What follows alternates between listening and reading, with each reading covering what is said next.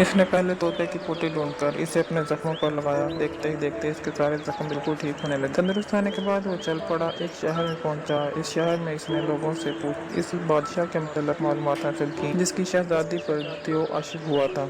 सारी मालूमात हासिल करने के बाद वो इस बादशाह की रियासत की तरफ सफर करने लगा। चंद दिनों में वो इस रियासत में पहुंच गया। वो बादशाह के दरबार में हाजिर हुआ तो देखता है कि यहाँ बहुत सारे उलमा, पीर और बड़े बड़े तबीब बैठे हैं जिनका दावा है कि वो शहजादी को तंदुरुस्त कर देंगे। बादशाह ने ऐलान कर रखा था कि जो कोई मेरी बेटी को ठीक करेगा इसे मैं अपनी बेटी का रिश्ता भी दूंगा और आधी बादशाहत भी। अच्छा भी इन सब के दरमियान जाकर बैठ गया। इसने बादशाह के एक सिपाही से कहा कि इसे भी शहजादी के इलाज करने का मौका दिया जाए। अब जब सब उलमा, पीर और तबीबों ने सुना कि ये भी शहजादी के इलाज का दावा कर रहा है तो सब हंसने लगे, मजाक उड़ाने लगे। क्योंकि अच्छा सफर करके आया था, इसके कपड़ों पर सफर की वजह से जगह जगह दाग धब्बे लगे थे और कहीं कहीं से फट भी गए थे। चेहरे पर भी मुफलिसी थी। तो सब कहने लगे कि हम तो इतने बड़े आलम, पीर और तबीब हैं, जब हमसे शहजादी का इलाज ना हो पाया तो ये फकीर क्या इलाज करेगा। लेकिन बादशाह को जब इसके सिपाही ने इतला दी तो बादशाह ने कहा जहाँ सबको आजमा लिया है वहाँ इसे भी एक मौका दे देते हैं। अच्छे की जब बादशाह से मुलाकात करवाई गई तो अच्छे ने बादशाह से कहा कि मुझे चंद चीजें दरकार होंगी बादशाह के दरियाफ्त करने पर। अच्छे ने कहा कि मुझे काला पहाड़ी बकरा चाहिए। बादशाह ने अपने सिपाहियों को भेजा और बकरा मंगवा लिया। अब अच्छे ने कहा कि इसको ज़िबा करो। जब इसे ज़िबा किया गया तो अच्छे ने एक कागज पर बकरे के खून के साथ बिस्मिल्लाह लिखने के बाद अल्लाह के चंद नाम लिखे और इसे बादशाह को दिया और बादशाह को कहा कि इसे पानी से धोकर इस पानी को शहजादी को पिलाया जाए। जैसे ही पानी शहजादी को पिलाया गया, शहजादी बिस्मिल्लाह पढ़ती हुई उठकर बैठ गई। वो बिल्कुल तंदुरुस्त हो गई। बादशाह बहुत खुश हुआ।